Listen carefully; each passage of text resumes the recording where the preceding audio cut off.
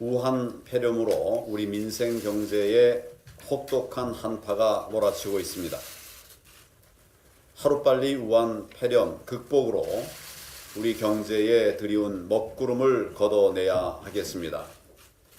그런데 하나 짚고 넘어가야 할 문제가 있습니다.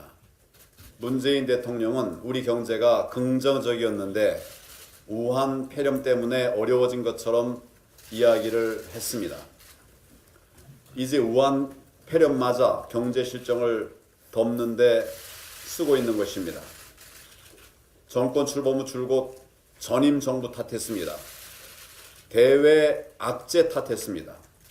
그러더니 이제는 우한 폐렴 탓을 하고 있으니 참 남 탓 정부라고 생각할 수밖에 없습니다.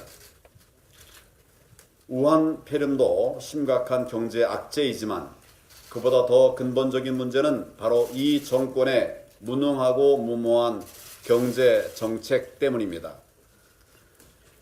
정부 출연 연구기관은 탈원전 비용이 513조 원에 달한다는 보고서를 숨기려다가 들켰습니다. 현실 부정, 책임 회피, 국민 기만, 정권의 속성이 그대로 드러난 사건입니다. 반시장 개입, 탈원전, 강성 노조에 끌려다니는 대정책을 즉각 바꿔야 합니다. 문재인 정권 경제 정책 대전환이 없이는 결코 망가진 경제와 무너진 민생을 되살릴 수 없다는 사실을 인정하십시오. 저희 당이 만들어드린 민부론에 담긴 경제 살리기 정책들을 받아들이십시오. 정말 국민을 위한다면 경제 대전환해야 합니다. 그렇지 않으면 민생 파탄에 직면한 국민들의 엄청난 저항에 직면하게 될 것임을 경고합니다. 눈치 보지 말고 입국 금지 제한 강화하십시오.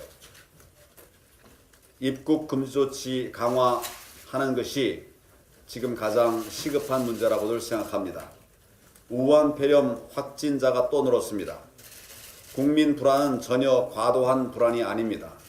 특히 16번째 확진자의 경우 최초 진료병원이 우한 폐렴 의심 신고를 했음에도 보건당국의 미흡한 대처로 그 사이에 수백 명을 접촉하는 결과를 낳았습니다.